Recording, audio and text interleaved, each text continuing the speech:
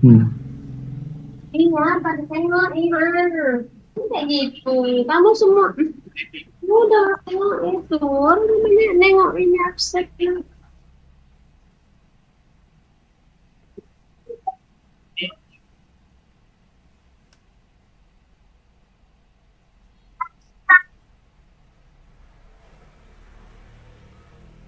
Aduh, ya amplop udah deres.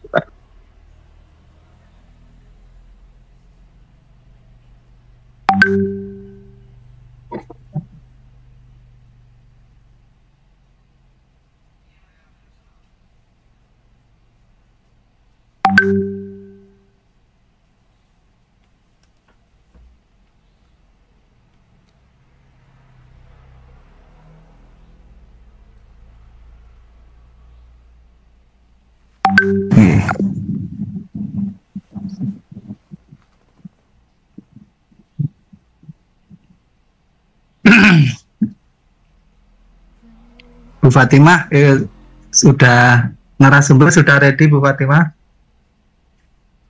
Tolong disapa.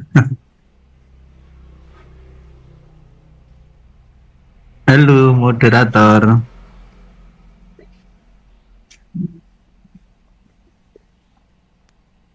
Selamat malam Bapak Yusuf.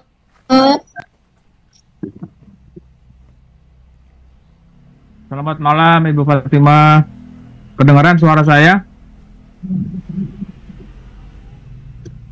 Saya hujan di sini, besar sekali hujannya. Dengar Pak, ini juga malah jadi Alhamdulillah. Ini Kebumen hujan deras, Pak. Iya, sini di Cibubur hujan besar ini. Di Klaten panas. Alhamdulillah. Ya.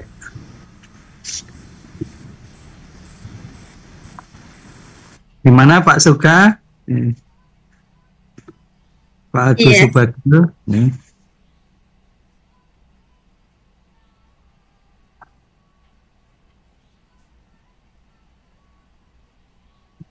Bufferingnya lama. Iya, berbagi tanpa pretensi. Yo, yang hafal silakan ikut nyanyi.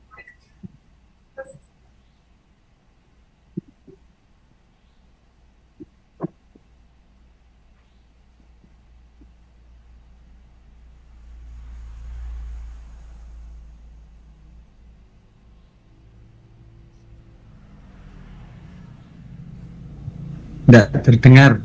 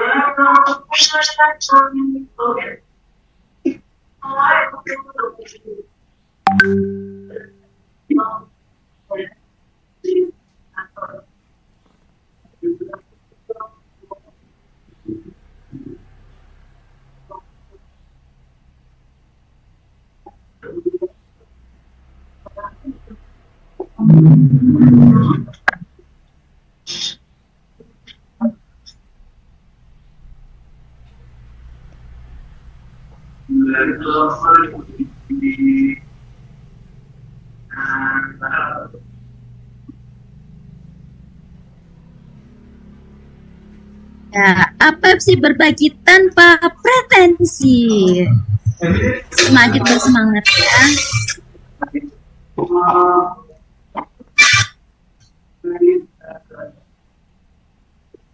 Tapi kepada Bapak Sarwanta selaku founder Pepsi terus memberikan sambutan.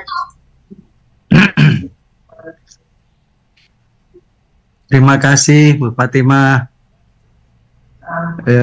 Assalamualaikum warahmatullahi wabarakatuh. Waalaikumsalam warahmatullahi wabarakatuh. Waalaikumsalam warahmatullahi wabarakatuh. Nahmaduhu wa nasta'inuhu wa nastaghfiruh wa na'udzubillahi min syururi anfusina wa min sayyiati a'malina may yahdihillahu fala mudhillalah wa may yudlilhu fala hadiyalah. Asyhadu alla ilaha illallah wa asyhadu anna sayyidana Muhammadan abduhu wa rasuluh. Allahumma sholli ala Muhammad wa ala ali sayyidina Muhammad. Amma ba'du. Yang terhormat Bapak Yusuf sudah biasa ya ini sebagai narasumber dalam webinar pada malam hari ini. Yang saya hormati rekan-rekan pengurus APEPSI yang telah mempersiapkan segala sesuatunya untuk kegiatan webinar pada malam hari ini. Yang saya hormati pula Bapak Ibu anggota APEPSI ataupun non anggota APEPSI yang berada di seluruh tanah air. Puji syukur marilah kita panjatkan kehadirat Allah Subhanahu wa taala, Tuhan yang Maha Kuasa yang telah begitu banyak sekali melimpahkan nikmat dan karunia kepada kita, sehingga kita tidak mampu menghitungnya. Karena nikmatnya jualah pada malam hari ini kita bisa berkumpul di dunia maya dalam rangka webinar APEPSI untuk mencerdaskan kehidupan anak bangsa kita. Shalawat dan salam juga marilah kita aturkan kepada junjungan kita Nabi besar Muhammad Sallallahu Alaihi Wasallam yang telah memberikan bimbingan kepada umatnya dari jalan kegelapan menuju jalan terang benderang. Insya Allah dengan kita melaksanakan sunnah-sunnahnya, kita juga termasuk orang-orang yang nanti akan mendapatkan bahagia dunia akhirat. Amin ya rabbal alamin. Bapak Ibu yang saya hormati, rasanya sangat bangga, bahagia kita bisa ketemu kembali melalui event webinar APEPSI yang sudah lama off ya, karena kemarin bulan puasa, lanjut lebaran dan seterusnya sampai bulan haji, sehingga kita baru bisa mengagendakan pada kegiatan di malam hari ini. Sekali lagi saya ucapkan terima kasih untuk teman-teman panitia dan Bapak Ibu anggota seluruhnya yang pada malam hari ini semangat. Dengan semangat Bapak Ibu sekalian, insya Allah wajah pendidikan Indonesia ke depan akan lebih baik ya, karena kita sebagai pendidik adalah ujung tombaknya dalam menyelenggarakan pendidikan dan bisa merubah wajah pendidikan di tanah air. Saya sangat mengapresiasi penyelenggaraan webinar pada malam hari ini dengan tema mengenai kegempaan di Indonesia, sebab ini sangat relevan dengan kondisi geografis negara kita yang berada di wilayah Ring of Fire atau cincin api. Nah, tentunya ini akan sangat bermanfaat bagi kita semuanya. Kita sebagai pendidik ya, pada IPS tahun-tahun lalu ini juga masuk kurikulum dan tidak ada salahnya ini sebagai bekal pengetahuan kita dan bisa diberikan kepada anak didik atau lingkungan kita sekitarnya. Ya. Bapak Ibu sekalian, sebagai organisasi profesi yang fokus pada pengembangan pendidikan, APEPSI ini merasa terpanggil untuk turut serta dalam menyebarluaskan pengetahuan tentang mitigasi bencana, khususnya yaitu gempa bumi. Mudah-mudahan Bapak Ibu sekalian nanti bisa mengikuti Allah. Bapak Yusuf akan memberikan materi yang luar biasa yang akan sangat bernilai bagi kita sebagai pegangan kita nanti ketika kita tampil di depan putra putri didik kita. Bapak Ibu sekalian, bahwa kegempaan ini merupakan salah satu fenomena yang tidak dapat kita hindari. Namun dengan pengetahuan kita dapat meminimalisir dampak buruk yang ditimbulkan. Melalui webinar ini diharapkan Bapak Ibu sekalian memperoleh pemahaman yang komprehensif tentang gempa bumi, bagaimana prosesnya, jenisnya, wilayah rawan gempa itu seperti apa. Insya Allah panjenengan akan mendapatkan pemahaman melalui kegiatan pada malam hari ini. Pengetahuan ini sangat penting untuk dimiliki oleh seluruh lapisan masyarakat Indonesia, termasuk diri kita sebagai seorang guru atau pendidik. Dengan demikian, kita akan lebih siap menghadapi bencana, khususnya gempa bumi, dan mengurangi risiko kerugian yang lebih besar dari bencana tersebut. Saya berharap webinar pada malam hari ini dapat menjadi langkah awal bagi kita semua untuk meningkatkan kesadaran dan kepedulian terhadap risiko bencana gempa bumi. Mari kita bersama-sama membangun Indonesia yang tangguh dan selamat dari bencana. Demikian yang bisa kami haturkan. Kurang lebihnya saya mohon maaf. Mohon Bapak Yusuf berkenan memberikan pencerahan kepada kami, kepada rekan-rekan kami, khususnya guru IPS di Indonesia, Bapak. Ya, perlu Bapak narasumber ketahui bahwa APEPSI ini adalah organisasi profesi yang khusus diisi oleh guru-guru IPS setanah air, Pak. Guru IPS di Indonesia. Anggota kami kurang lebih yaitu 4.000, ya. Mungkin tapi yang baru bisa bergabung di sini hanya 1000-an atau berapaan. Ada kita menyelenggarakan pada malam hari ini melalui channel Zoom maupun channel YouTube. Bagi yang tidak tertampung di Zoom meeting bisa masuk ke channel YouTube. Demikian informasi yang bisa kami haturkan, kurang lebihnya mohon maaf. Akhirul kalam, bila taufiq wal hidayah. Assalamualaikum warahmatullahi wabarakatuh. Waalaikumsalam warahmatullahi wabarakatuh. Terima kasih Pak Salwanta atas sambutan dan semangat yang luar biasa. Bapak Yusuf sudah tidak sabar nih mendengarkan bagaimana tentang geospasial negara Republik Indonesia tercinta kita. Tapi sabar, sebelum itu saya akan membacakan kurikulum vitae-nya. Dari tadi saya baca itu, oh ini Bapak sarapannya apa, keren-keren banget prestasinya. Bapak izinkan saya membacakan sedikit karena banyak sekali prestasi dari Bapak Yusuf Surahmanjaya Diharja. Beliau asli Bandung, tapi sekolahnya sampai mana-mana. SD di Ciujung, SMP masih di Bandung, kuliah masih di Bandung, S2-nya langsung terbang ke Tokyo, dan sampai PhD-nya juga di Tokyo. Oh, biasa ya Pak ya. Makanya dari apa ya Bandung itu di kocok apa ya, sampai makanya sushi ya Pak di Jepang ya Pak. Latihannya luar biasa lagi, no play beneran. Tahun 87 itu saya berapa ya, udah sampai di Hamburg, kemudian Bapak juga di Jakarta, kerja ke Tokyo lagi, ke Jerman, USA, ke Jerman lagi. Ini kalau saya baca semalaman nggak selesai Pak, karena banyak sekali. Singkat aja Bu. Iya, ini sampai belajarnya sampai kemana-mana kan. Luar biasa ya Bapak. Lewat kepangkatan juga, dia sebagai abdi negara yang luar biasa.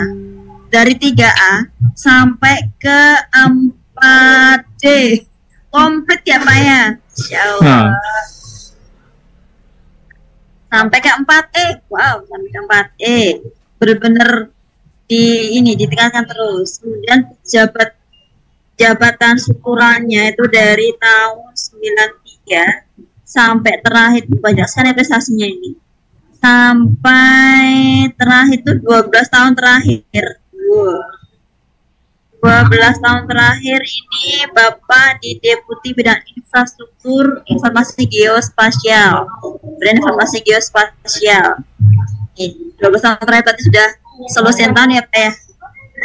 Ya. Beliau seorang peneliti perekayasa. Wah, ini susah ya. Sehingga mendapatkan banyak sekali prestasi yang paling menonjol ini masih banyak kayaknya Pak ya. Dari tahun 1999 sudah sama presiden, Kemudian sampai sekarang masih ada yang dari presiden tahun 2009, dari President of Indonesian Association of Geo. Nanti Bapak Ibu bisa nanya, Bapak suka sama geospasial apa ya? Kan ceritakan karena beliau sangat cinta. Terbukti adalah salah satu asasnya adalah Satya Lancana Karya Satya ke 20 tahun ini 2007 dari presiden. Ini Bapak udah mengalami presiden berapa kali ya Pak ya? Dari tahun 2000 presiden boleh ganti Pak, tetap Pak Surya berprestasi. Ya. Pengalaman dan forum internasional ke USA, ke Jepang, di Indonesia sebagai presenter juga, the Asia Geospatial Forum organized by Geospatial Media and Communication. Ini lebih kemana-mana ya Bapak ya. Udah ke Malaysia, ke Iran, ke Qatar, ke Mongolia, Perancis. Kenapa saya sebutkan? Karena biar menyemangat loh. Saya belajar itu tak kenal waktu. Dari dulu sampai sekarang belajar terus ya. Terus dia nggak jadi masalah ya Pak ya. Belajar terus. Masih aktif. Tidak ada berhentinya. Betul. Tapi tetap balance dengan keluarga, dengan semuanya. Masih sebagai anggota marching band juga. Wow, ternyata Bapak yang segitu sibuknya dengan karya-karyanya masih ke marching band, ikut sepak bola, unit lingkung seni Sunda. Masya Allah, luar biasa. Betapa bahagianya bapaknya Bapak Surya. Kemudian nih organisasi setelah dan selama menjadi PNS, yang terakhir aja ya karena banyak sekali ya. Di berbagai negara juga, beliau di United Nations Global Geospatial Information Unit Management for Asia. Nah, pokoknya itu nanti lebih detailnya Bapak akan cerita deh. Bapak kita sangat rindu cerita yang begitu menginspirasi dan Bapak Ibu peserta siapa yang sebanyak-banyak. Ini momen langka seorang Bapak Yusuf yang berkelana kemana-mana mau berbagi di APFC. Momen yang sangat langka, silahkan disimak dengan senang hati. Catat dulu pertanyaannya, nanti ada sesi pertanyaan yang akan dipandu oleh Kak Sani sampai ujung acara. Sudah sangat panjang saya jelaskan, akan lebih indah ketika Bapak Yusuf yang menyerahkan sendiri. Waktu kami silakan ke Bapak Yusuf. Silakan Bapak. Baik, terima kasih. Pertama-tama saya ucapkan mungkin barangkali puji dan syukur kepada Allah Subhanahu wa Ta'ala bahwasanya pada malam hari ini alhamdulillah saya mendapat kehormatan untuk hadir di dalam acara apa ini ya, temu webinar Bapak. Webinar ya, webinar di APFC Asosiasi apa? Pendidik edukasi sosial Pak. Edukasi sosial. Intinya guru-guru IPS belajar barengnya di APFC gitu Pak. Oke. Baik, terima kasih juga terutama ke Pak Sarwanto, Bu Fatimah dan para anggota dari APFC seluruhnya yang ada di Indonesia. Assalamualaikum warahmatullahi wabarakatuh. Waalaikumsalam warahmatullahi wabarakatuh. Baik, mungkin barangkali saya menghemat waktu karena presentasi ini adalah mungkin bisa berseri ya, karena banyak sekali kalau disampaikan dalam satu session. Mungkin ini kalau di university ini bisa mengambil kuliah kurang lebih berapa semester barangkali ya, tidak hanya dalam waktu 1 jam. Tapi tidak apa-apa, saya akan mencoba pengalaman-pengalaman yang sudah saya alami, ya terutama di dalam riset geologi kelautan, memperlihatkan bahwa apa yang sudah dilakukan, saya akan bercerita ya. Kalau misalnya ada pertanyaan, boleh dipotong langsung saja supaya memang langsung bisa mengerti ya, barangkali seperti itu.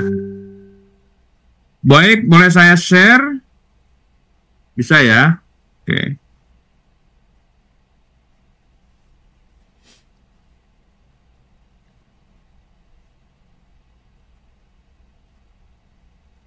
Sudah kelihatan?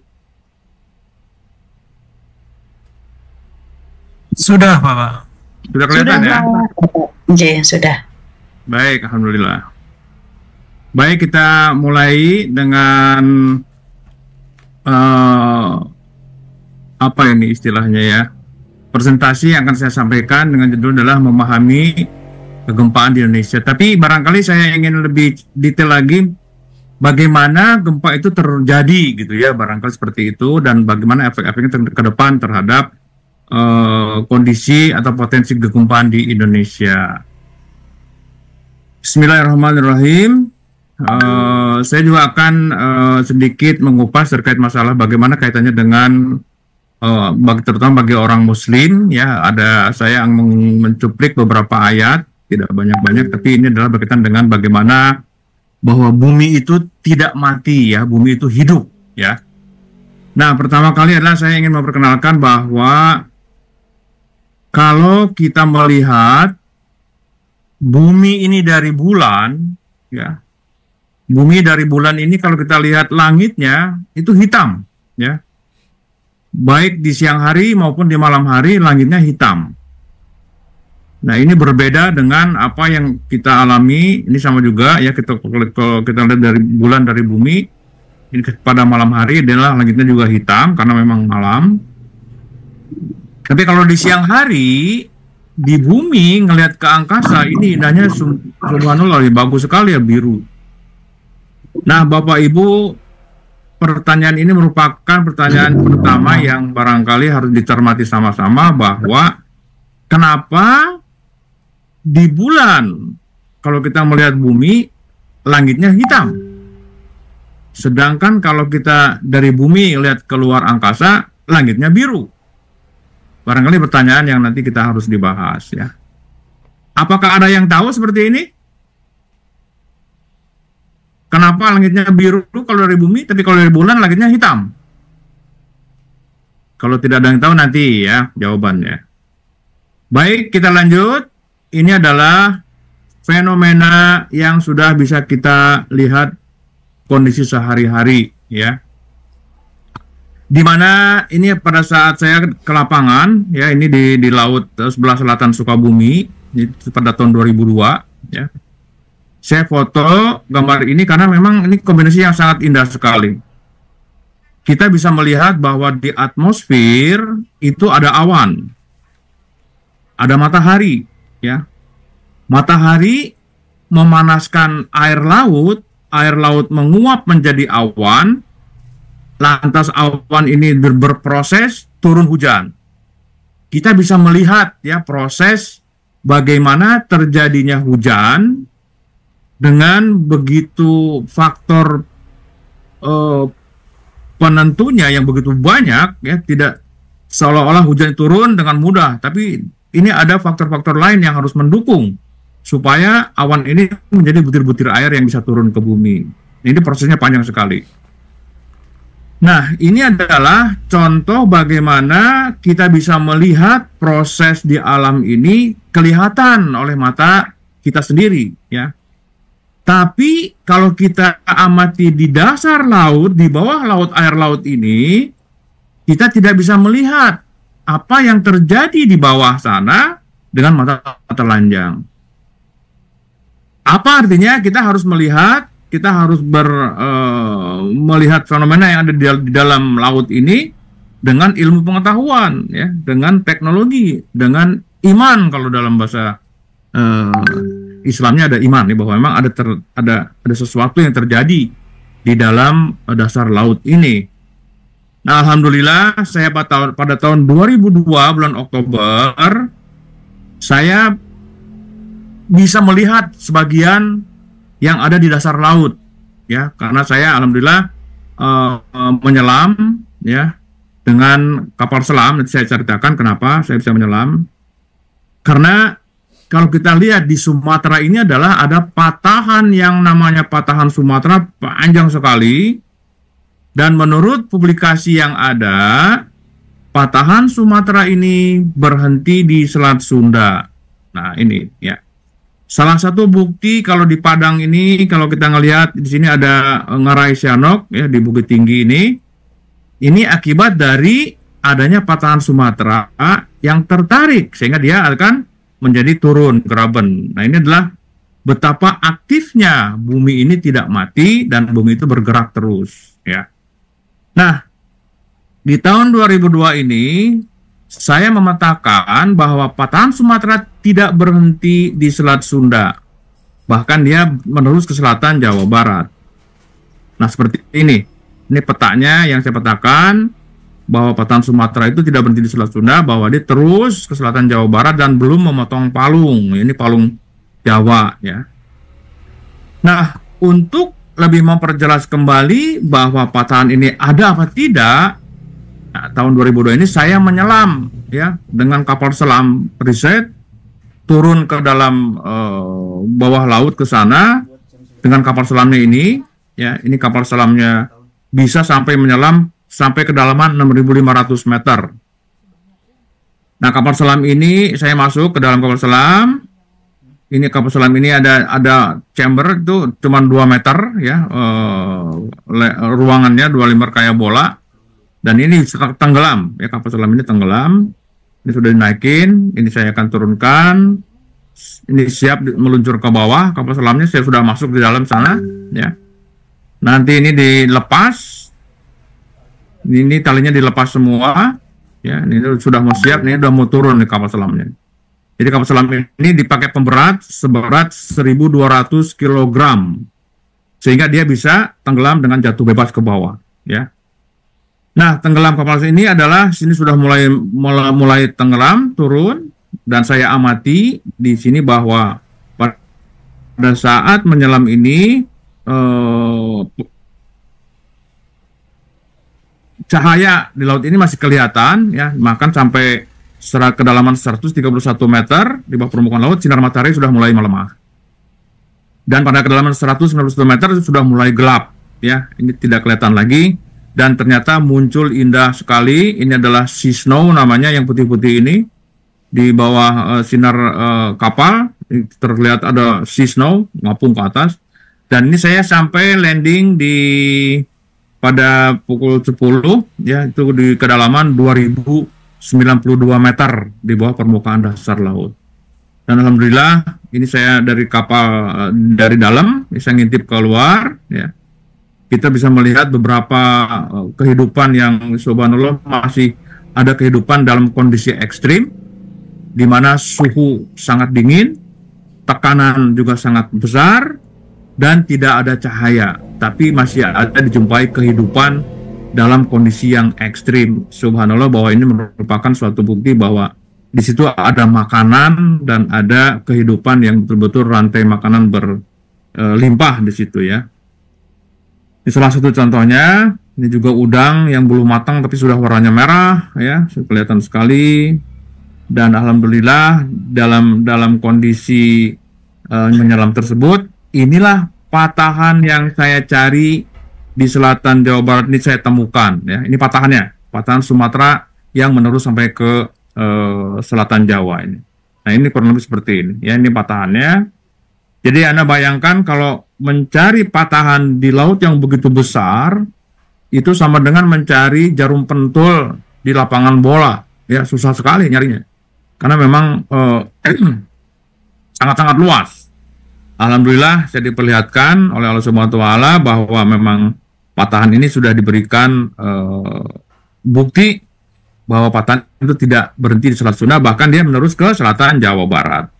Nah, ini panjang patahannya kurang lebih kalau 300 meter, ya, ini 3 km, ya, panjangnya. Jadi saya menemukan ini adalah terbukti bahwa segmen patahannya saya menyelam di daerah sini ini, ya. Nah, ini salah satu bukti bahwa saya membawa pop mie ditaruh di luar kapal, ya, dan ikut menyelam pada kedalaman 2.390 meter. Pop mie itu menjadi kecil karena dia mendapat tekanan yang begitu besar di dalam laut tadi itu.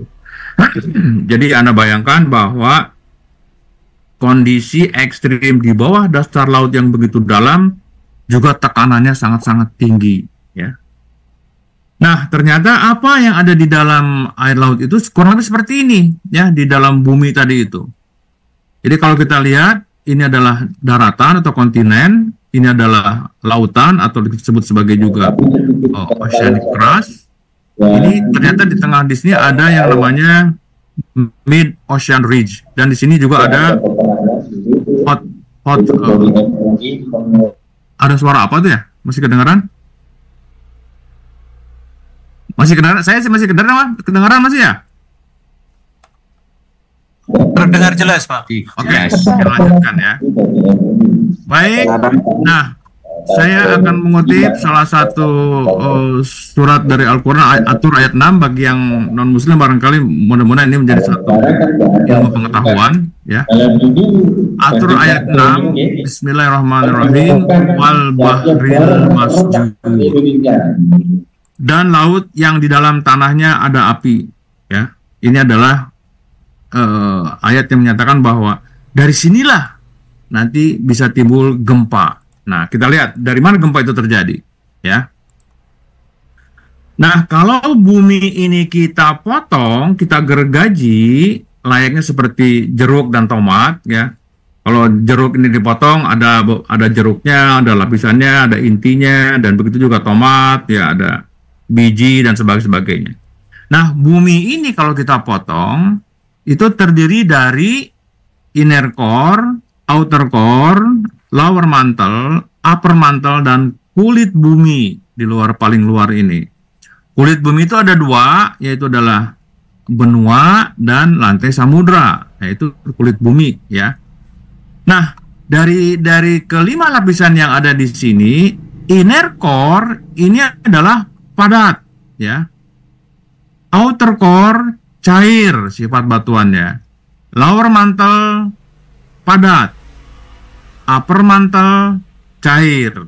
Nah, padat, padat inilah yang menjadikan bahwa bumi itu hidup ya. Nah, tadi ayat 6 surat Atur menyatakan bahwa dan laut yang di dalam tanahnya ada api. Nah, ini yang marah ini adalah api. Dari mana api ini?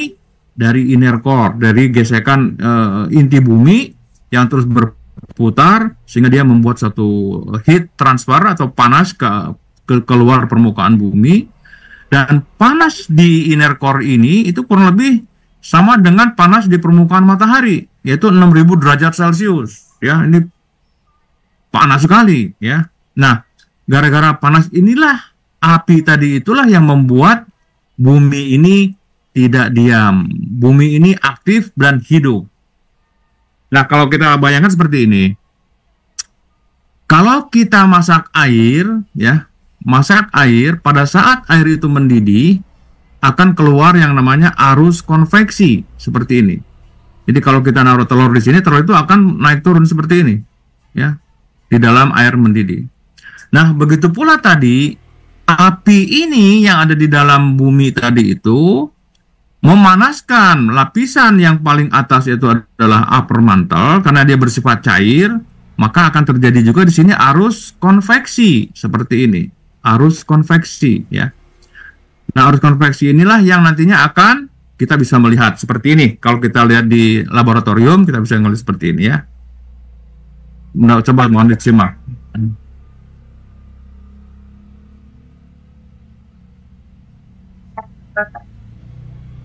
Ini bagaimana percobaan di laboratorium membuktikan bahwa kalau ada panas ya dalam suatu media, dia akan mencairkan dan akan berputar-putar sebagai arus konveksi. Kita lihat di sini ya. Nah, ini ada chamber layar ya. Dikasih lampu 100 watt. Tengahnya, di sini ada air, di tengahnya ada air. Dikasihkan pewarna, larutan pewarna, di sini larutan pewarna. Panasnya di sini tengah-tengah, tadi ada lampu 100 watt ya. Apa yang terjadi dengan air yang ada di dalam media ini? Kita lihat. Karena ada panas tadi itu ya, ada api tadi ya.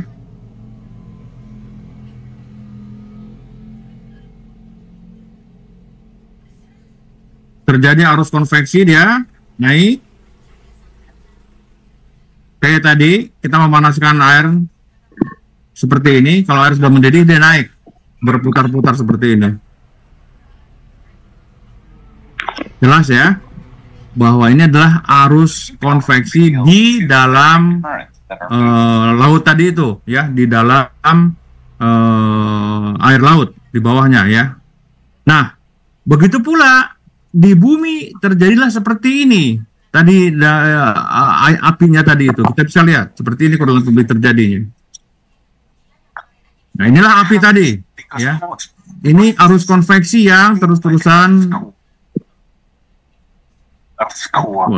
terus. Ini adalah apinya tadi itu. Apinya ini adalah mendorong kulit lantai samudra terus bergerak dan bertabrakan dengan kontinen di sini. Kita bisa melihat bahwa inilah api yang membuat bumi itu hidup, ya, bergerak terus.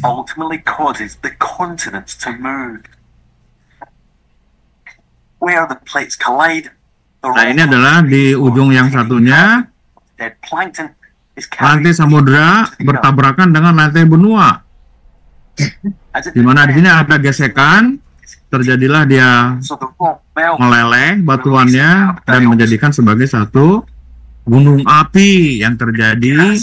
Nanti saya terangkan kenapa kok terjadi gunung api.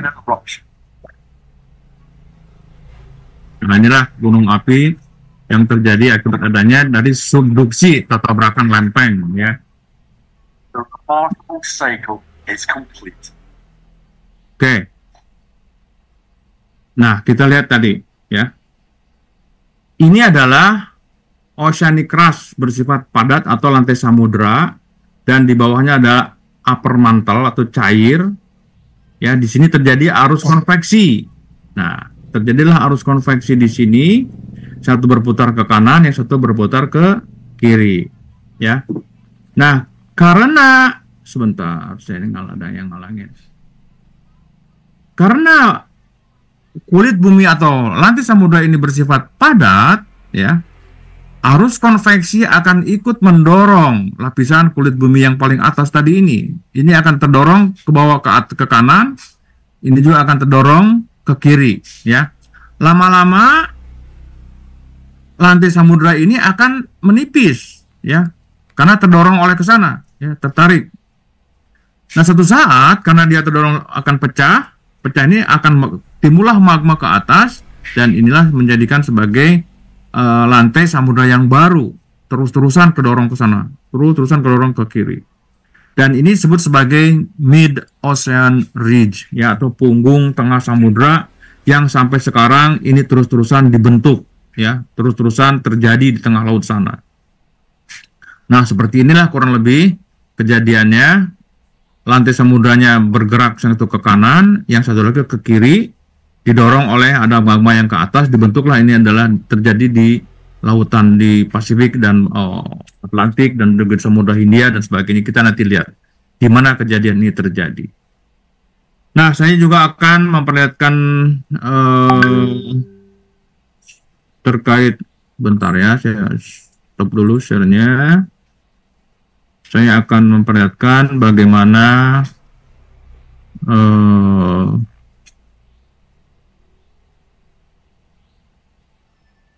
bentar. Nah, ini ya. Sudah kelihatan belum ya? Belum. Belum, Pak. Belum, Mbak. Kelihatan belum? Belum. Belum, Mbak. Kelihatan ya? Belum, Pak. Belum? Oke, sorry, sebentar. Kacang kakak Budi. Kacang. Kakak Budi. Kakak para kamu lah muda. Cas.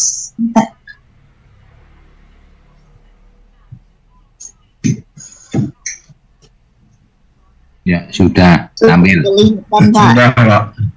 Sudah, Pak. Pak Yusuf, mic-nya dinyalakan dulu. Terima kasih.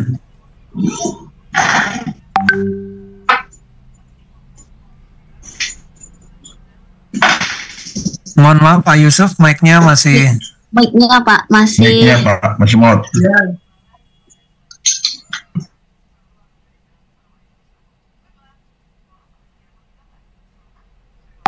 Mati dia. Mic sudah nyala, Pak. Sudah nyala ya. Hilang, Pak. Gambarnya hilang lagi. Sudah kelihatan ya? Sudah Bapak. Ya, sudah, Pak. Sudah, Pak. Nah, ini adalah punggungan tengah samudra atau mid ocean ridge yang ada di dasar laut, ya. Under the ocean. The middle of the Atlantic. Lava erupts at the boundary between two crustal plates. Ini di bawah laut sampai sekarang seperti ini terjadi ya. Nah, di tengah laut sini nih. Nah, inilah di sini terjadi, ya. Mile tear on the floor. Ini membelah bumi kita. Yang satu bergerak ke kiri, itu bergerak ke kanan. And it's here that new oceanic crust is formed. Inilah atur ayat 6. Dan laut yang di dalam tanahnya ada api. Nah, ini sudah di Iceland. Ini ke darat. Ini seperti ini, ya. From the air, the Mid-Atlantic Ridge is an awesome sight. This dramatic scar in the landscape marks the boundary between the North American crustal plate on the left side and the European plate on the right. Gap between ocean plates is filling in at a rate of an inch a year. Part of the restless movement of the Earth's crust that's reshaping our world. Nah, ini adalah lava bantal. Nanti bisa kita lihat. Baik, kurang lebih seperti itu. Tadi kita balik lagi ke presentasi saya. Stop share.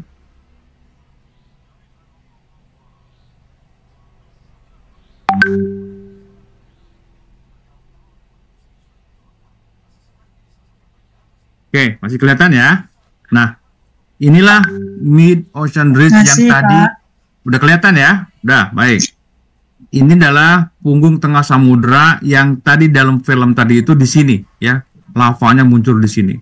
Jadi inilah api tadi yang sampai sekarang ada di dasar laut, ya, yang membelah, yang menjadikan nanti adalah sebagai pergerakan yang akan bertabrakan di ujungnya nanti, ya. Bisa kita lihat di sini. Saya ini dulu terus.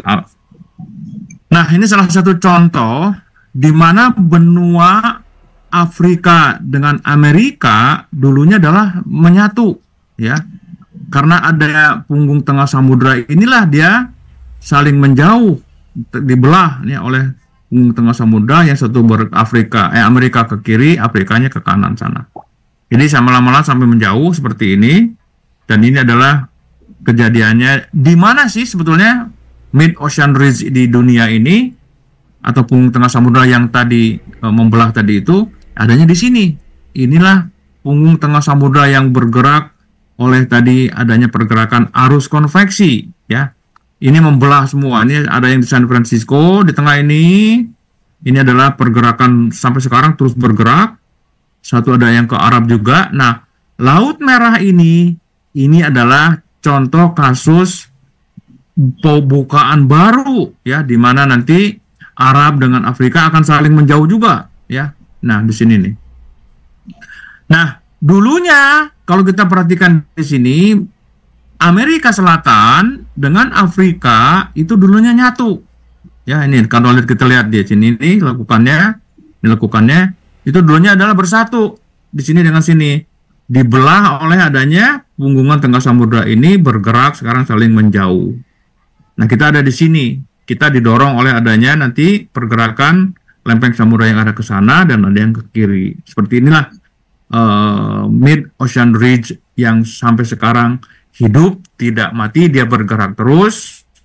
Nah, seperti inilah kejadian bumi akibat adanya mid ocean ridge tadi itu ada arus konveksi yang menjadikan bumi itu bergerak terus, ya, ke benuanya. Nah, Bapak Ibu perhatikan dulunya seperti ini, Amerika, ya, dulunya bersatu. Jadi zaman kurang lebih 150 juta tahun yang lalu, ini benua-benua itu bersatu, ya, disebut sebagai Pangea, ya, Pangea. Dan terus bergerak seiring dengan waktu, bergerak terus oleh adanya tadi arus konveksi sehingga dia bisa berubah dan bergerak seperti sekarang. Kita lihat India dari kutub selatan maju dan tabrakan dengan Asia membentuk pegunungan Himalaya, ya. Nah, kita lihat nih India ini. Suatu saat orang India ini mendekati Sumatera kan bagian utara nih. Makanya pada suatu saat orang India lompat nih ke Sumatera Utara atau disebut mungkin sekarang jadi orang Aceh gitu ya. Orang Aceh kayak orang-orang India kan sekarang dulu tuh. Nah, dari sinilah dia gennya. Enggak, itu intermezzo ya, karena ini adalah 150 juta tahun yang lalu, sedangkan manusia ini diturunkan ke bumi oleh Allah Subhanahu wa taala pada kurang lebih zaman kuarter atau kurang lebih 20.000 tahun yang lalu barangkali seperti itu ya, masih muda ya. Nah, itulah kejadian kenapa bumi itu tidak diam, bahkan dia hidup ya. Nah, ini juga kita lihat ada An-Naml ayat 88. Bismillahirrahmanirrahim. Saya bacakan artinya saja ya. Dan kamu lihat gunung-gunung itu. Kamu sangka dia tetap di tempatnya, padahal ia berjalan sebagai jalannya awan. Begitulah perbuatan Allah yang membuat dengan kokoh tiap-tiap sesuatu. Sesungguhnya Allah Maha mengetahui apa yang kamu kerjakan. Quran 27:88. Nah, bagaimana ayat ini menyatakan bahwa bumi itu, gunung-gunung itu tidak diam, gunung-gunung itu bergerak? Kita lihat ya, ulang lagi. Kita lihat. Kita lihat sini ya. Ini adalah lantai samudra yang tadi, ya. Ini adalah punggungan tengah samudra atau mid ocean ridge, di mana pusat pergerakannya ada di sini. Yang satu bergerak ke sana, yang satu bergerak ke sini. Kita lihat. Nah, di ujungnya sini, ya, di ujung gini, ini lantai samudra ini bertabrakan dengan lantai benua di sini. Nah, lantai samudra ini karena dia berat jenisnya lebih besar dan lebih berat, maka dia akan menyusup ke dalam. Inilah disebut sebagai daerah subduksi atau daerah tabrakan antar lempeng samudra dengan lempeng benua, atau kita sebut lebih mudah lagi disebut sebagai palung. Barangkali ya pernah dengar palung ya, kita pernah dengar juga trends. Inilah batas tabrakan antara lantai samudra dengan lantai benua. Ini di sini nih ya, kita bisa lihat. Nah, ini tabrakan ya. Through this spreading process, the Earth's crust is very slowly dragged apart. And it's this that ultimately causes the continents to move. Nah, kita lihat nih. Ini adalah kontinen. Kalau kita lihat di Jawa misalnya, ini Pulau Jawa. Ini adalah Gunung Merapi di Jogja misalnya. Terus ke arah baratnya lagi ada Gunung Tangkuban Perahu. Ada ke arah sananya ada Gunung Krakatau, ada ke Sumatera ada Marapi, dan terus sampai ke atas sana banyak gunung-gunung api ya. Nah, ini kalau di selatan Jawa, kalau kita lihat ini adalah katakanlah di sini Yogyakarta, di selatan ini ada nih oceanic crust-nya yang tersubduksi ya, tabrakan dengan lempeng Jawa ini. Nah, kita lihat lagi tabrakan terus ini. Kita lihat. Is carried deep into the earth. Kurang lebih 100 km dari permukaan Jawa tadi itu, magma di sini dibentuk oleh adanya gesekan oceanic crust yang masuk ke dalam kontinental Jawa. Ini menjadikan dia panas dan meleleh, ya. Nah, ini meleleh ini menjadi magma dan keluar menjadilah dia sebagai jajaran gunung api. Nah, disinilah gunung api terbentuk. Pasti di setiap 100 km dari tabrakan ini akan menjadikan sebagai sumber magma yang sangat kuat. Nah, sekarang bagaimana kita bisa melihat dengan gunung-gunung itu bergerak? Nah, ini saya gambarkan. Ini adalah oceanic crust-nya yang tadi bertabrakan dengan katakanlah ini Pulau Jawa, ya, ini Jawanya, selatan Jawa. Ini akan tabrakan. Nah, di sini ada sedimen. Kita bisa melihat sedimen yang terjadi di sini ya. Saya gambarkan lagi dengan lebih detail lagi. Ini yang biru ini adalah air laut, ya. Yang merah ini adalah permukaan dasar laut, dan terus di bawahnya ada sedimen-sedimen, dan yang paling bawah ini kerak samudra yang bergerak terus tadi itu, ya, bergerak tabrakan. Nah, kita lihat tadi Anomal 88 bahwa dan gunung-gunung itu kamu sangka diam, padahal dia berjalan bagaikan awan. Kita lihat apa yang terjadi kalau kerak samudra ini bergerak ke kanan.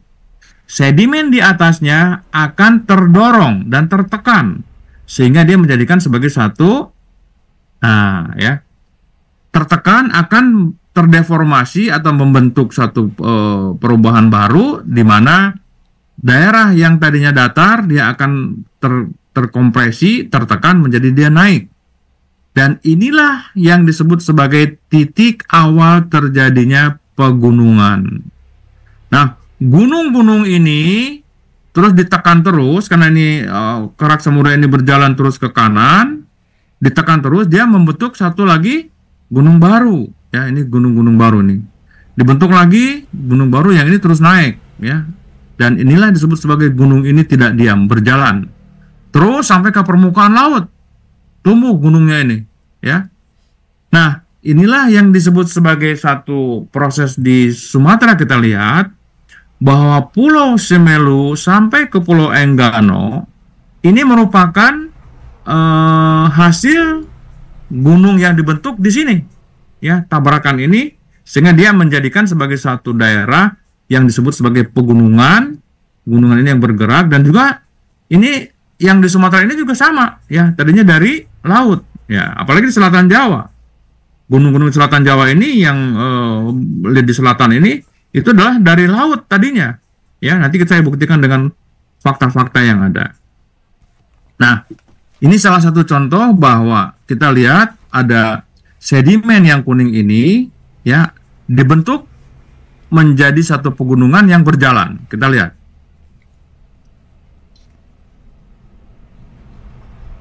Ini oceanic crust-nya terus maju. Ini continental plate atau disebut sebagai lantai samudra, lantai benua. Ya. Ini sedimennya, lihat. Karena dia maju. GPS data from many subduction zones show that the friction indeed causes the lihat sedimennya didorong terus. Ini gunungnya tumbuh nih, maju bergerak terus sampai ke permukaan laut, ke dasar laut permukaan, tumbuh menjadi daratan, ya. Ini jadi daratan. Kita lihat di selatan Jawa yang tadinya ini adalah di lautan, sekarang sudah ada di darat, ya. Nanti saya buktikan kenapa kenapa di sini banyak sekali fosil-fosil dari laut di darat ini, ya. Kita bisa lihat nanti. Ini saya lihat. Bahkan dia menjadikan sebagai satu pegunungan yang tinggi, ya. Nah, seperti ini, itulah kurang lebih kejadiannya. Ini adalah animasi bagaimana kalau satu daerah yang ini pegunungannya lihat terbentuk semua, ya, secara geologi.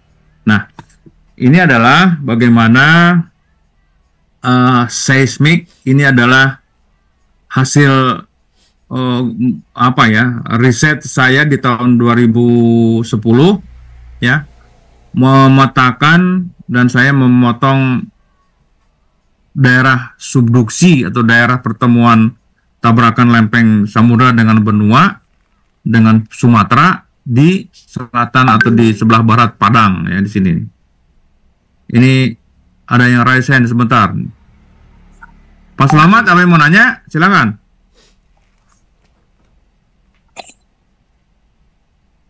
Pak Selamat Haryadi.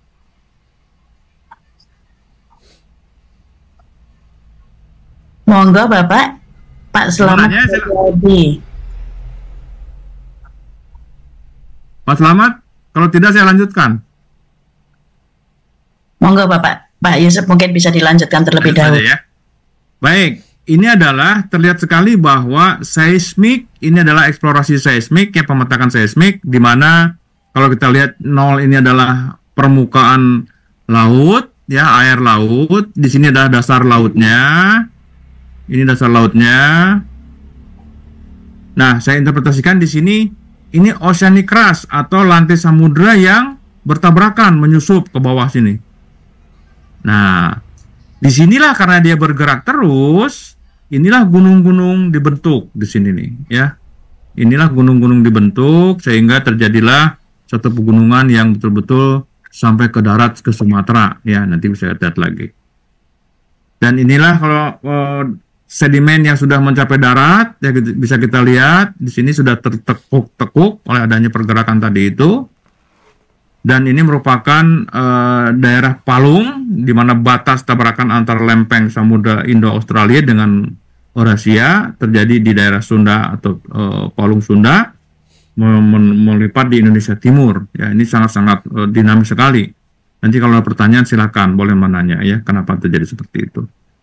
Nah, inilah tadi kalau kita lihat betapa hebatnya tadi ayat 6 ya, atur ayat 6 di mana lan laut yang di dalam tanahnya ada api. Api inilah yang menggerakkan seluruh komponen yang berada di dasar laut ya, sehingga dia membentuk satu pegunungan yang pegunungan itu di 688 dan kamu sangka bahwa gunung itu diam padahal dia berjalan sebagai jalannya awan. Nah, inilah deretan kalau kita lihat kembali di sini ya. Ini di sini adalah palung tempat tabrakannya ya, palung Sunda atau Timur Tengah dan sebagainya. Di mana tabrakan ini akan 100 km menjadikan sebagai gugusan gunung api. Nah, di sini nih terbentuklah gunung-gunung api semua dari adanya tabrakan tadi ini. Nah, inilah gunung-gunung api yang terbentuk oleh akibat tadi adanya subduksi tadi. Dan ini mengakibatkan ring of fire tadi yang disampaikan Pak Ketua, di mana Indonesia merupakan jajaran gunung-gunung api yang dibentuk oleh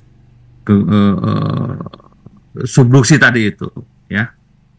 Nah, sekarang kalau bisa kita lihat di sini dia menancapkan gunung-gunung di bumi supaya bumi itu tidak goncang bersama kamu. Nah, ini kita lihat jelas sekali bahwa kalau gunung itu dibentuk itu adalah untuk meredam getaran, ya. Nah, kalau kita lihat di sini, ini adalah tadi yang sudah lihat tabrakannya ada di sini, tren atau troughnya.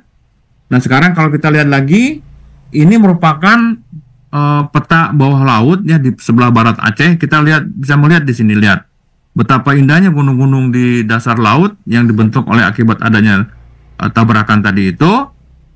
Kalau saya lihat di sini klik ya, misalnya ini saya lihat peta bawah laut, kita bisa melihat gunung-gunungnya kelihatan dengan jelas. Ini adalah kedalamannya kurang lebih sampai 4.500 sampai 6.000 meter ya, kedalamannya di sini. Inilah gunung-gunung yang dibentuk masih di dasar laut dan sebagian sudah ada yang di darat ya, di selatan Jawa misalnya, di barat Sumatera sampai ke di Papua di sana ya, ini sudah ada di darat. Nah, ini adalah betapa hebatnya gunung-gunung itu dibentuk lihat mulai dari dasar laut. Baik, mungkin saya akan lebih singkat lagi. Ini akan lihat bagaimana bukti-bukti tadi bahwa itu ada dulunya laut ya. Ini adalah titik di Jawa Barat atau disebut sebagai daerah Citatah di sini. Jadi kalau kita lewat jalan lama dari Bandung ke Jakarta itu lewat Raja Mandala, ada di situ kegiatan menambang pabrik tegel ya dari batu-batu sini. Nah, saya masuk ke situ, kita bisa lihat di dindingnya ini betapa banyaknya fosil-fosil laut. Ini adalah koral atau kerang ya. Ini juga kita lihat, ini dulunya adalah kerang ini ya. Ini ada fosil di lantai ya, di ubin. Yang dari batu di Citatah tadi itu ini sudah terdeformasi. Ini adalah kumpulan-kumpulan dari kerang-kerang yang dulunya hidup di laut tapi sekarang sudah di darat ya. Ini juga batu sama koral yang dulunya ada di laut tapi sekarang sudah di Citatah di darat ya, di antara Raja Mandala tadi itu. Nah, kalau Anda yang dekat Karangsambung Kebumen, ini juga merupakan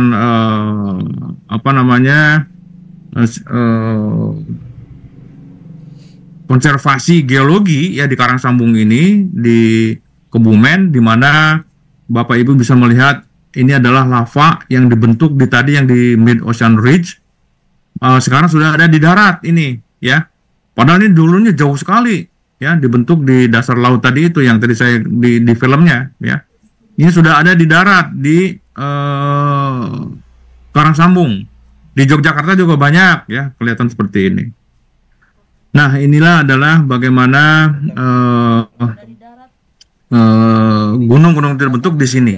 Bahkan sekarang sudah ada yang sampai ke Jawa di darat. Seperti itulah. Inilah bagaimana seismik bisa memperhatikan. Nah, berikutnya adalah gempa ya. Bagaimana bisa terjadi gempa ya? Nah, kaitannya dengan gempa tadi itu karena kita lihat lagi nih film yang ini ya, video yang ini, bahwa kejadian gempa itu akibat ada dorongan tadi, oceanic crust atau lempeng samudra mendorong continental crust. Kita lihat sini ya. Karena dia bergerak terus, by immense friction along the shallow portion of a vast sloping fault surface. Dia akan menekan GPS data from many continental crust atau Laut Jawa, Pulau Jawa ditekan terus nih, lihat ya. Tekan. Subduction, the thin layer on top of the oceanic plate. Ini ditekan terus karena batuan ditekan ini juga karena ada punya daya elastisitas. Kita lihat apa yang terjadi. The continental plate deforms in response to the stress. The plates can lock for hundreds of years until frictional stress is overcome. Ini ya. Jadi ini ditekan terus. Di sini sudah terkumpul energi, ya. Kita lihat lagi. This can produce magnitude 8 to magnitude 9. Ini lihat nanti akan balik ke sana. Jadi gempa. Nah. Tsunamis occur when the ground beneath the ocean is displaced. As it Jadi does. kalau kita lihat ini di Pulau Jawa atau di Sumatera atau di Laut Banda sana, ya. Ini didorong terus dan suatu saat dia tidak kuat menahan dorongan yang sudah begitu kuat, maka dia akan melepaskan energi dan itulah terjadinya gempa bumi, ya, dan menjadikan tsunami. Followed by catastrophic release, repeats every few hundred years.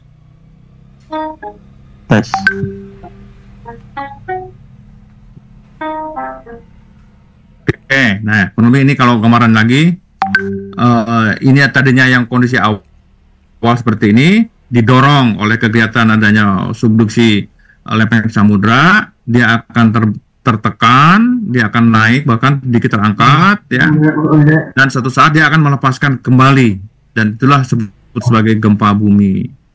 Makanya kalau kita lihat di Jawa, Sumatera itu banyak sekali gempa, ya, karena memang daerah didorong oleh selatan. Seperti ini, lihat, didorong, dia sudah tidak kuat menahan tekanan, lepas. Nah, itulah gempa.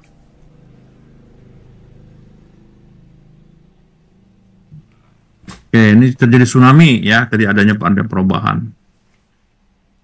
Nah, baik, ini barangkali salah satu contoh, ya, contoh di Jepang. Megathrust earthquakes, the most powerful earthquakes, can produce tsunamis through a variety of structures that are missed by simple models. The basic model shows rock above the darat kontinentalnya ditekan. and bend. Ini air laut, yang biru ini air laut. Once friction is overcome, the overriding plate slides abruptly at the fault. Nah, dia akan menjadikan tsunami. Seawater upward, generating a tsunami. This shallow angle reverse fault is called a thrust fault because the overlying plate thrusts up over the subducting plate. Let's explore different tsunami-producing mechanisms by examining 3 famous earthquakes. In 2011, the magnitude 9 Japan earthquake ruptured a fault area 500 kilometers long by 200 kilometers wide over an interval of nearly 3 minutes. Lihat, Jepang ini, Jepang terjadi gempa, dia maju 50 meter, ya, terdorong. Seperti ini. Tekan,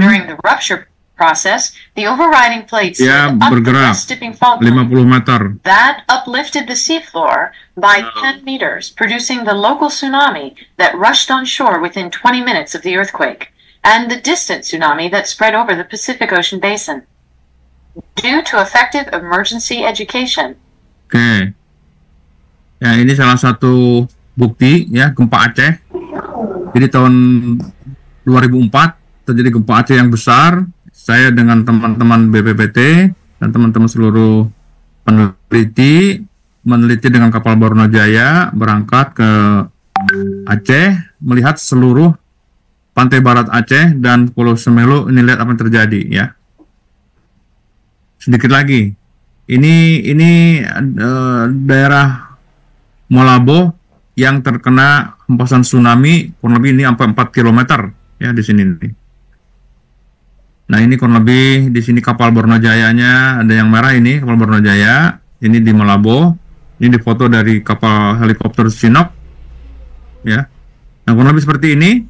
Sepanjang pantai Aceh ini di baratnya adalah dia turun akibat tadi ada gempa, dan di tengah laut dia naik atau di Pulau Semelu. Nah ini bukti-bukti bahwa dulu perumahan nelayan yang terendam air dia adalah turun ya. Ini tadinya adalah perumahan nelayan, ini sumur ya, ini sumur nelayan, dan ini jalan-jalan juga terendam air karena dia turun ya. Ini juga turun semua. Nah, tapi di daerah tengah laut dia naik. Nah, ini di Pulau Semelu nih. Di Pulau Semelu ini naik ya, kejadiannya karena ada terdeformasi. Gempa itu dalam hitungan detik sudah bisa mengeluarkan energi yang begitu besar dan bisa mendeformasi sampai ribuan kilometer ke utara ya. Nah, di Semelu ini kita lihat ya, di utara Semelu ini titik-titik ini, sepanjang di Semelu utara ini adalah dia naik ya. Ini adalah tadinya yang bunker, tadinya di sini airnya di sini, sekarang udah ke atas. Ya. Nah ini adalah koral atau batu karang yang tadinya hidup di dalam kolom air, tapi dia sekarang sudah naik ke permukaan air, ya, di atas. Artinya dia naik semua. Juga belah, ya, terjadi rekahan karena dia terdeformasi menjadi naik. Ini juga koral yang tadinya harusnya di dalam air, dia udah ke permukaan karena terangkat, ya. Nah, ini yang menguntungkan adalah garis pantai lama tadinya di sini, sekarang garis pantai baru ada di sini. Nah, ini semua terangkat nih, naik. Lumayan lah dapat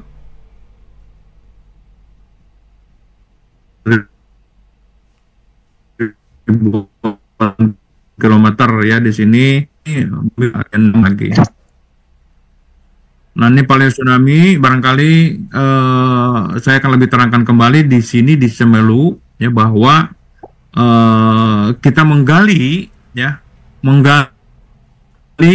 dimanapun di sini. Kalau kita gali ini di daerah Lamno kalau tidak salah ya, ini kita bisa melihat ada tsunami deposit di tahun 1907 yang ini nih, yang di bawah. Ini tsunami deposit tahun 2004 ya. Jadi di Aceh itu sudah terjadi beberapa kali tsunami. Ya, ini yang putih ini adalah material tsunami dan ini juga material tsunami yang baru. Padahal ini kurang lebih 100 tahun terjadi. Dalam kondisi 100 tahun paling cuma mendapatkan kedalaman 10 cm ini ya, tanahnya ditendapkan. Dan terus terjadi, di mana kalau misalnya nanti ke depan ada lagi, ini sudah tertutup lagi yang baru, ada lagi tsunami dalam kondisi waktu yang bisa kita lihat nanti berapa lama periode ulang terjadinya tsunami. Inilah bukti-bukti bahwa kejadian gempa Aceh itu seperti ini ya, yang ini turun, yang ini naik seperti ini kurang lebih. Nah ya, ini dalam hitungan detik nih, gitu terjadi adanya satu dorongan yang tiba-tiba mendorong air laut sehingga dia menjadikan tsunami yang begitu dahsyat. Barangkali itu dulu sampai sini. Kalau ada pertanyaan nanti kita bisa dilanjut lagi ya kalau masih ada waktu.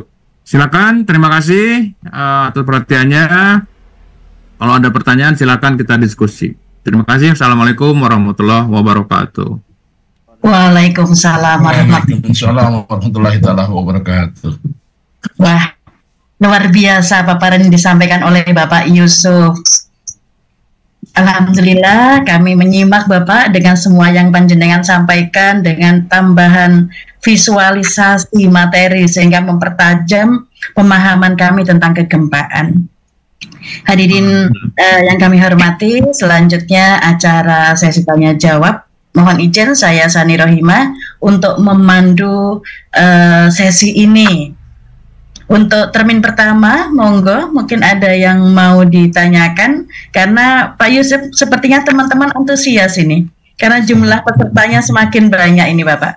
Monggo, silakan. Siapa terlebih dahulu? Oh, Pak Slamet. Oke. Pak Slamet, silakan. Monggo, Pak Slamet. Untuk sesi pertama ini 2 penanya, Pak Slamet sama Pak Irham. Dipersilakan, Pak Slamet. Halo? Halo, nggih, suaranya sempat terdengar, Bapak. Suara dengar. Kecil.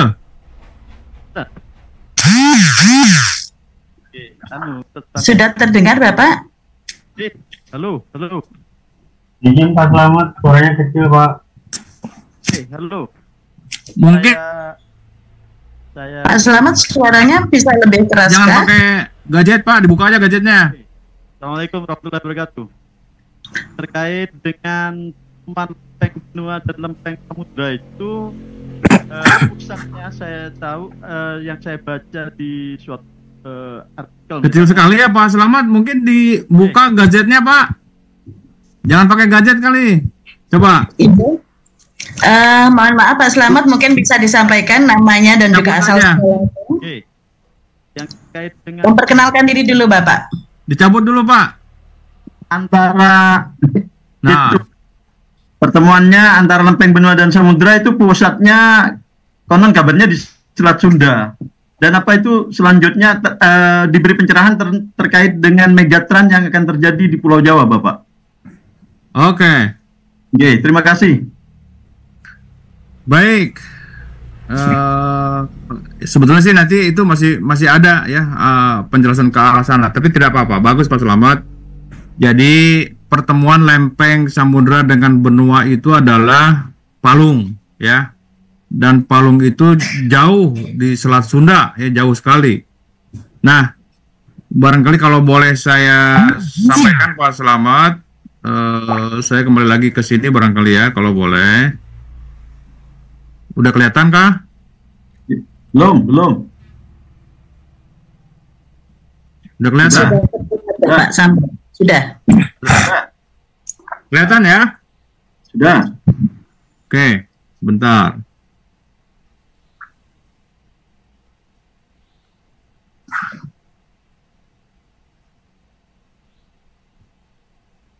Nanti kita lanjutkan dengan ini ya.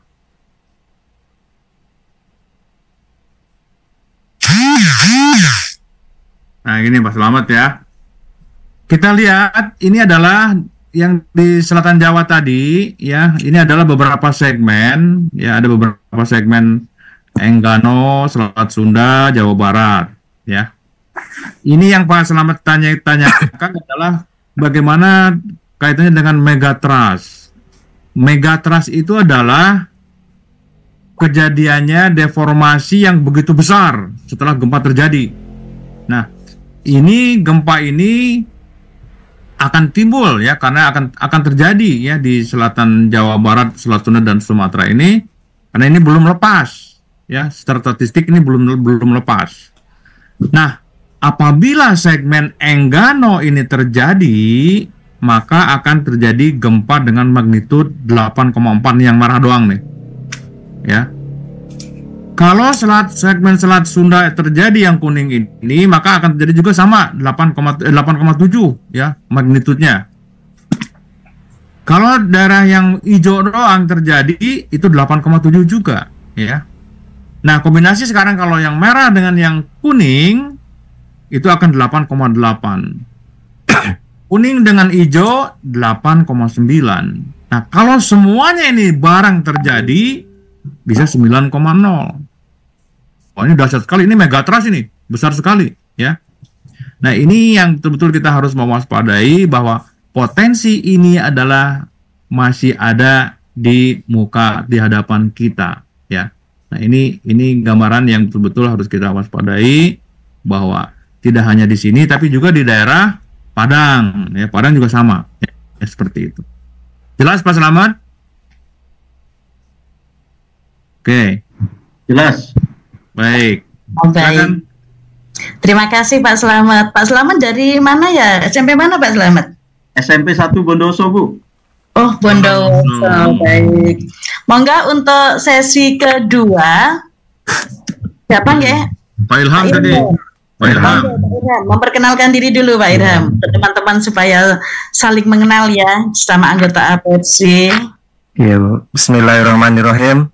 Assalamualaikum warahmatullahi wabarakatuh. Waalaikumsalam warahmatullahi wabarakatuh. Rabbi shrah li sadri wa yassir li amri wa tahmil lisani yafqahu qawli. Saya dari UPT SMPN 4 Waituba, Kabupaten Waikanan, Lampung, Bapak. Alhamdulillah dekat, ya. Luar biasa.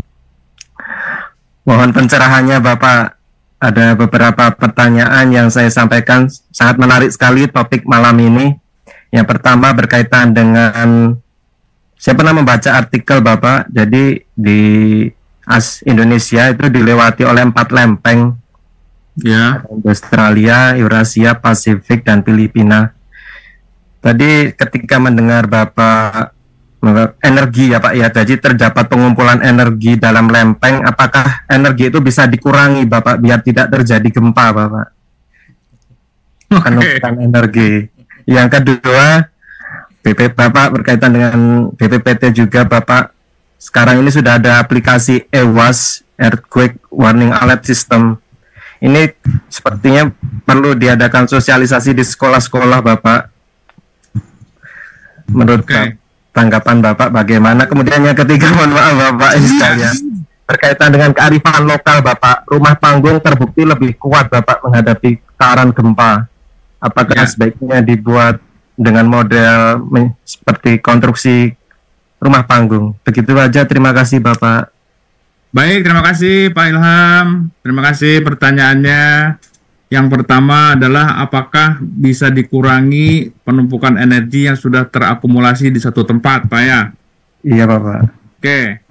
Karena ini adalah skalanya besar dan kita belum ada sensor alat untuk mendeteksi seberapa besar tekanan ada pada suatu daerah, itu belum tahu, Pak. Jadi apalagi kita mau mengurangi, diperkecil, ya. Lokasinya aja kita tidak tahu, Pak. Jadi bagaimana kita mau memprediksi atau mengurangi energi agar tidak terjadi gempa, itu sangat sulit sekali, ya. Karena energi itu, apalagi gempa ini dalam ukuran logaritmik, itu sangat-sangat besar, ya. Energinya tidak bisa kita analisis, tidak bisa kita prediksi kapan kira-kira daerah mana yang akan lepas energinya, apalagi menentukan waktunya, sulit sekali bagi kita, ya. Siap, Pak. Yang kedua adalah Indonesia, jadi 4 lempeng tadi itu, kalau Indonesia ini adalah terletak di lempeng Eurasia, ya, didorong atau ditabrak oleh lempeng Pasifik ke arah barat dengan kecepatan 12 cm per tahun ke arah barat. Jadi Indonesia itu ditekan, Pak. Jadi ditabrak, ya, dari arah timur ke barat oleh lempeng Pasifik. Sedangkan di selatan ada 2, itu adalah benua Australia dan Indo-Australia lempeng samudra ke arah utara.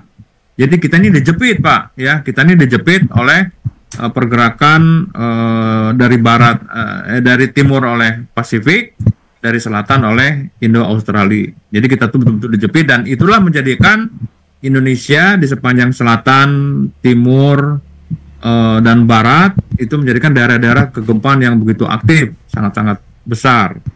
Dan kita harus mewaspadai. Ini tadi yang sudah disampaikan ke Pak Slamet bahwa kita mempunyai potensi yang sangat besar, ya, untuk di daerah selatan Jawa dan barat Sumatera, karena itu merupakan daerah-daerah yang masih terjadi gap yang belum kejadian, dan itulah kurang lebih 200 tahunan. Nanti di presentasi yang berikutnya barangkali akan saya terangkan lagi bagaimana kita menghitung periode ulang kegempaan yang terjadi di suatu daerah, ya. Ada teorinya. Nanti barangkali kalau memang ada waktu lagi kita akan sampai ke sana. Sekarang baru pengenalan bagaimana sih terjadinya gempa itu, ya, seperti itu aja dulu. Dan tadi yang ketiga apa, Pak? Mengenai rumah panggung Bapak, terbukti. Rumah panggung, ya, betul. Jadi rumah panggung itu sudah betul kearifan lokal, sudah betul ya. Tapi jangan salah Pak, di Jepang itu pada dasarnya mereka membuat tanpa dari beton ya. Sudah bagus sekali desainnya. Hancur oleh serangan tsunami. Jadi masing-masing punya kelebihan dan kekurangan ya. Kalau kelebihannya dia tidak runtuh, tapi kalau ada air dia mudah terdorong. Itu kelebihan dan kekurangan. Tapi kita memilih yang mana? Memilih tidak tertimpa beton ya bagus ya. Tapi juga memang kalau memang akan terjadi tsunami ya kita harus lari duluan. Masih punya waktu kita ya. Ada alat yang harus kita simpan di tengah laut sana. Barangkali itu Pak Irfan, Pak Ilham. Iya. Makasih Bapak. Baik, makasih. Baik, terima kasih Pak Irham. Wah, memberikan pencerahan ini Bapak, bahwa ternyata segala sesuatu solusi untuk tindakan preventif ternyata punya kelebihan dan punya kelemahan gitu ya Bapak ya. Betul. Oke, monggo Bapak, mungkin apakah Bapak mau melanjutkan untuk sesi presentasi berikutnya? Masih ada waktu, kalau boleh terus boleh, kalau masih mau terus. Sepertinya teman-teman juga antusias ini Bapak. Ini kan masih baru tahu tentang kegempaan. Kira-kira apakah ada lagi? Kalau bisa keinginan kami juga masih berlanjut ini Bapak. Masih banyak Bu, masih banyak. Masih mau terus. Bisa lanjut sambil ngisi absensi. Mungkin bisa ditambahkan. Maaf Bu Sani, maaf interrupt Bu Sani. Di sini masih ada 4 teman-teman yang ada pertanyaan. Barangkali kita selesaikan yang ini dulu. Oh begitu, nggih. Mohon maaf Pak Yusuf.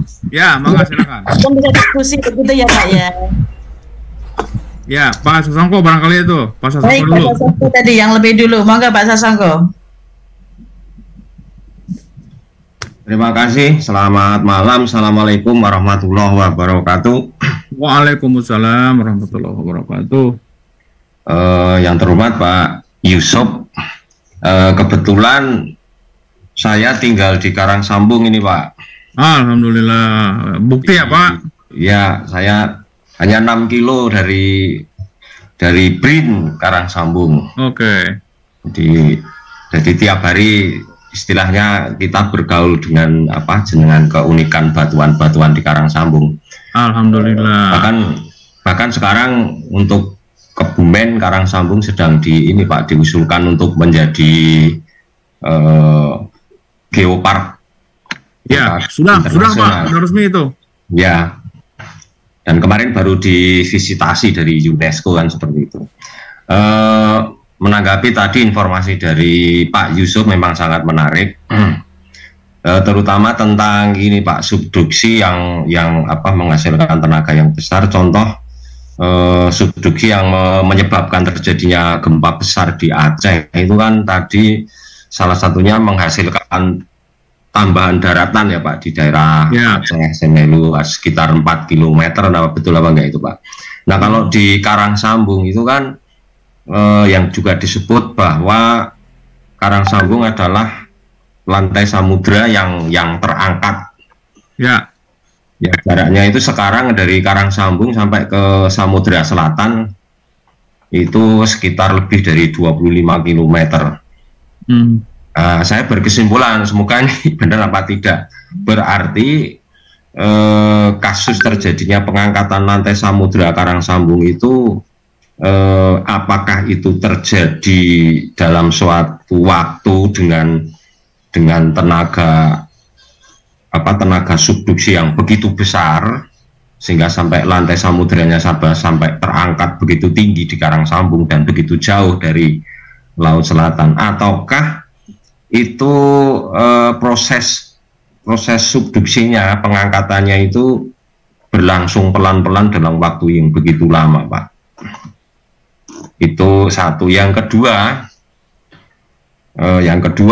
beberapa kali terjadi gempa itu Kebumen memang juga terdampak Pak. Gempa Aceh juga dulu terdampak. Yang parah adalah dampak dari gempa Pangandaran, kemudian gempa Yogyakarta yang dilanjutkan kemudian letusan Gunung Merapi tahun 2010 dan letusan Gunung Kelut.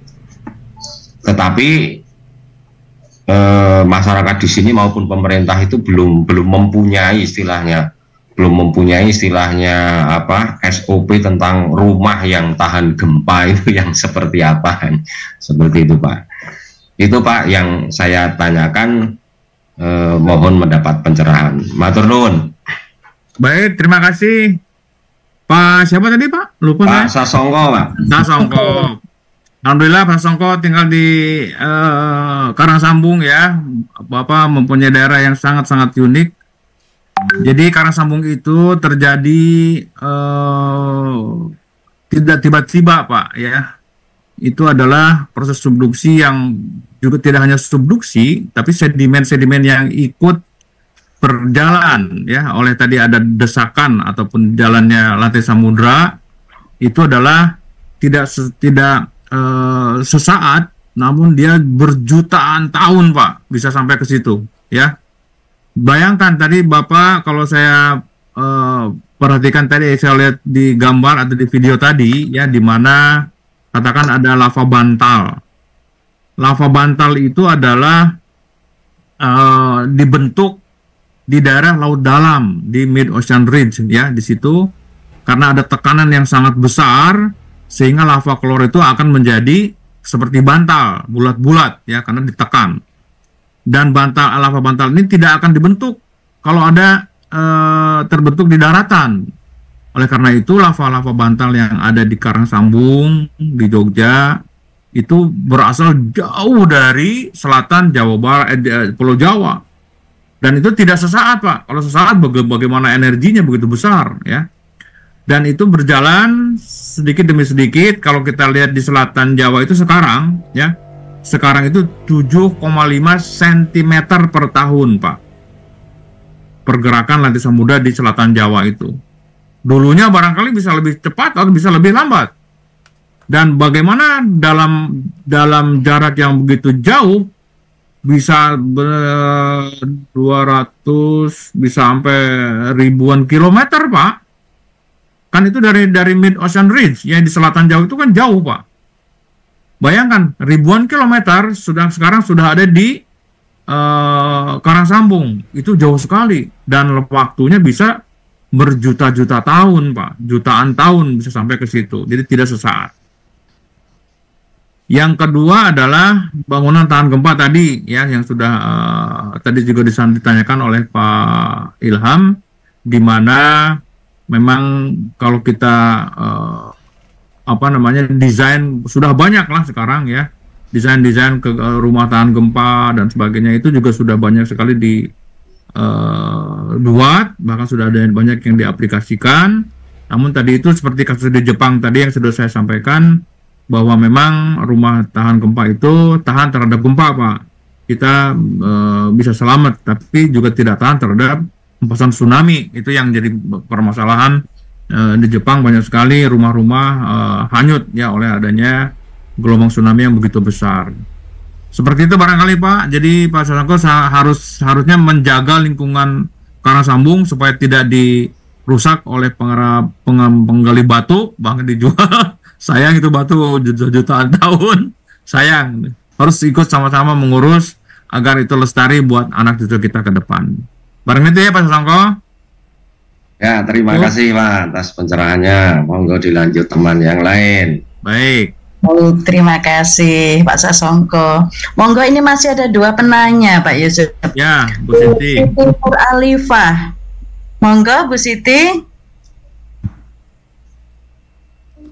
Iya, terima kasih untuk kesempatan yang telah diberikan. Silakan Bu Siti. Apa ada gangguan jaringan kah Bu Siti? Iya, suara kuat. Ya.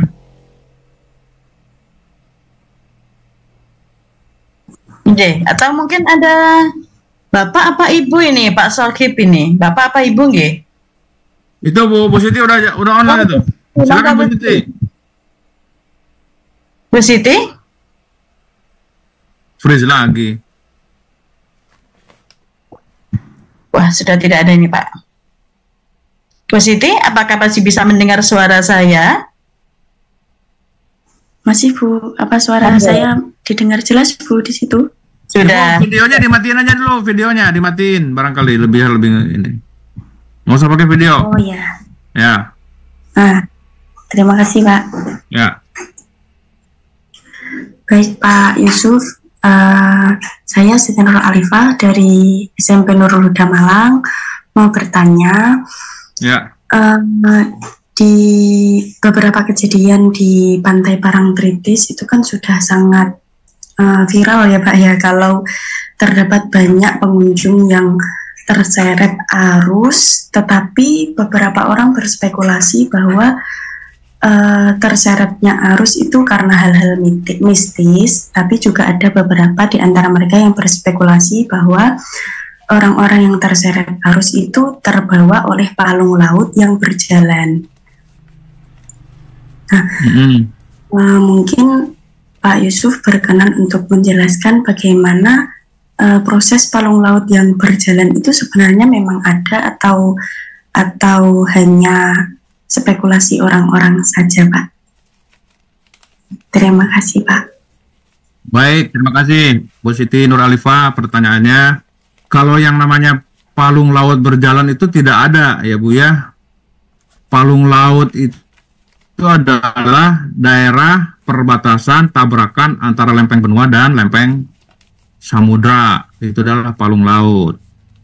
Tapi kalau yang namanya ada orang-orang di pantai terseret arus, itu bukan akibat dari geodinamik ataupun dari pergerakan lempeng-lempeng yang sudah saya tadi sampaikan. Itu adalah fenomena oceanography, pantai-pantai sepanjang pantai selatan dan sebagainya. Itu adalah ada arus-arus yang berputar dan sebagainya. Jadi mungkin itu nanti di kesempatan yang lain bisa saya terangkan kenapa bisa sampai terjadi adanya arus-arus yang mendorong atau bisa menelan korban yang sedang berenang di pantai, barangkali seperti itu. Itu akan ada kaitannya dengan nanti dengan kontur atau dengan adanya angin dan sebagainya. Itu yang bisa menyebabkan terjadinya pusaran-pusaran arus yang bisa membahayakan ke kondisi lingkungan menjadi tidak aman. Begitu Bu Siti, bukan dari hubungan dengan palung laut, tidak ada hubungannya ya. Oh, terima kasih Pak Yusuf. Nanti kalau ada waktu barangkali nanti saya bisa terangkan dengan gambar ya, dengan mudah, tapi harus ada pengetahuan dulu yang lain ya, bisa diterangkan. Barangkali nanti di pertemuan berikutnya lah ya, kalau memang masih ada waktu kita bisa topik yang lain terkait masalah oceanografi pinggir pantai. Masih banyak kok materinya yang bisa kita bahas. Demikian ya Bu Siti. Terima kasih Pak Yusuf. Terima kasih Pak Yusuf. Ini yang pasti trik-trik ini akan kami sampaikan juga kepada anak didik kita, Bapak. Ya, baik, ini tidak ada hubungannya. Apalagi dengan misalnya nanti kaitan dengan Nyi Roro Kidul, itu tidak ada. Itu adalah aspek fisik ya, bukan mistik. Baik Bapak, ini masih baik, ada lanjut, satu, silakan. Monggo, masih ada satu penyanyi, nanti kita tutup setelah Ibu bertanya ini aja. Monggo, satu kesempatan lagi. Ini ada Ibu Lili Suryani. Monggo Bu Lili, mungkin juga diperkenalkan dari sekolah mana Ibu, silakan. Bu Lili. Bu Lili. Bu Lili, apakah suara saya terdengar? Nah, monggo, coba Bapak, saya mau mencoba dari chatnya peserta. Wah, ini mayoritas ini mengapresiasi paparan Bapak. Akhirnya membuka wawasan dan pengetahuan yang luar biasa. Kalau diperbolehkan, izinkan minta materi nih Bapak. Boleh Bu. Oke, teman-teman aku juga ingin memilikilah untuk bahan paparan kami di sekolah nanti. Sekolah ya. Nanti silakan saya kirim kemana, minta alamatnya aja. Nanti saya kirim lewat email apa lewat flash disk supaya semuanya tertampung gitu ya, karena memang ini filenya besar, karena ada movie-movie, ada film dan sebagainya, harus dikirim. Baik, oke. Nanti akan kami fasilitasi dari jajaran pengurus supaya nanti terunggah dalam satu drive sehingga bisa dibagikan kepada teman-teman yang mengikuti kegiatan ini. Baik, silakan. Nanti saya akan proses, saya akan kirim supaya semuanya bisa menjadikan materi ajar ya di sekolahnya untuk pengetahuan. Dengan senang hati, Ibu, silakan. Baik, terima kasih. Adakah lagi Bapak Ibu? Ada satu porsi nih, satu kesempatan untuk bertanya ini Bapak Ibu. Monggo, yang mau menyampaikan mumpung ada Bapak Yusuf yang luar biasa ini. Atau mungkin nanti akan kita sambung pada sesi berikutnya atau pada pertemuan berikutnya gitu ya Pak Yusuf ya? Ya, boleh. Silakan diatur lagi, nanti kita terus lanjut.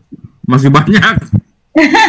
Inge, karena tadi teman-teman tertarik ketika mempelajari tentang geologi, kemudian juga bagaimana bisa terjadi gempa dan sebagainya. Ini sangat menginspirasi kami, Pak. Baik, Bapak Ibu, mohon izin Bapak, mungkin untuk pertemuan kali ini kita cukupkan. Kita sambung nanti jika ada sesi atau ruang belajar webinar yang selanjutnya, Bapak Nggih. Bisa bertanya sekali lagi Bu Sani? Baik. Itu, nggih, monggo. Satu kali ya Bu ya. Silahkan memperkenalkan diri. Boleh, silakan. Ya, terima kasih atas waktunya Pak Yusuf. Assalamualaikum warahmatullahi wabarakatuh. Ya. Waalaikumsalam warahmatullahi wabarakatuh. Perkenalkan, saya Ibu Lasim dari SMP 1 Baradatu, Waikanan, Lampung, Pak. Ya. Satu daerah dengan Pak Irfan tadi. Sangat ya, menarik silakan, ini. boleh, siap. Ya, sangat menarik materi ini. Ada beberapa yang ingin saya tanyakan, mohon pencerahannya Pak. Tentang di Lampung ini kan pernah terjadi gempa besar ya Pak, yaitu di Liwa. Terus ya. Danau Rano itu kan kalau menurut yang saya baca di buku merupakan danau tektonik. Apakah ada hubungannya gitu Pak dengan patahan-patahan yang tadi dipaparkan di slide yang kalau nggak salah yang kedua apa keberapa tadi itu yang di pinggiran Sumatera tadi loh Pak. Ada nggak kaitannya dengan itu Pak? Terima kasih Pak. Baik, terima kasih Bu Lasiam. Lampung itu adalah terlewati oleh adanya patahan besar Sumatera, ya, di mana Lampung di situ juga menjadikan sebagai satu daerah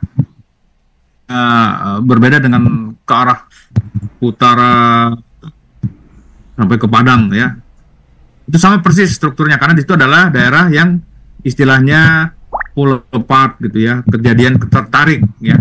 Di situ makanya bisa terjadi adanya Danau Rano ya, ketarik menjadikan sebagai satu daerah yang ada kaitannya dengan proses subduksi yang menjadikan bagian yang di sebelah selatan di sebelah bawah di patahan Sumatera itu menjadi daerah yang ketarik ya, terus dan juga bisa tertekan tergantung situasinya, di mana patahan Sumatera itu juga sangat berpengaruh terhadap pembangunan atau membentuk struktur yang berada di sepanjang daerah disebutnya sebagai apa ya, di dalam istilah geologinya itu daerah dextral fault gitu ya. Mungkin ini intinya adalah ada sangat terkait Ibu dengan adanya patahan-patahan, terutama patahan Sumatera yang begitu besar, yang juga tadi saya menemukan terusan patahan Sumatera itu sampai ke selatan Jawa Barat. Bahkan di Selat Sunda itu ada yang namanya graben sangat besar sekali, dan itu merupakan sebagai satu ancaman juga ya bagi daerah Lampung dan Jawa Barat, terutama daerah Banten. Bisa juga terjadinya tsunami yang tiba-tiba tanpa adanya dahulu oleh gempa, barangkali karena ada longsoran yang begitu dalam di situ, sehingga memang harus kita sangat-sangat mewaspadai, terutama di daerah Lampung dan Jawa Barat, terutama di Banten ini, yang sewaktu-waktu bisa terjadi seperti tahun 2018 ya, tiba-tiba ada tsunami oleh longsoran anak Krakatau. Nah ini juga sangat bisa terpicu oleh gempa yang tidak didahului oleh tsunami yang tidak didahului oleh gempa.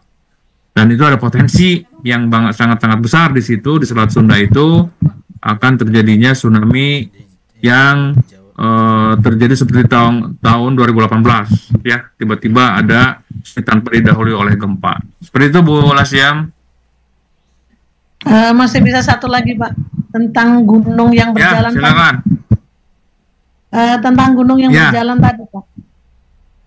Di saat terjadi gempa di Liwa itu kan ada beberapa gunung yang terbelah, yang kemudian berdiri, yang tadinya satu gunung menjadi dua gunung, yang tadinya lembah menjadi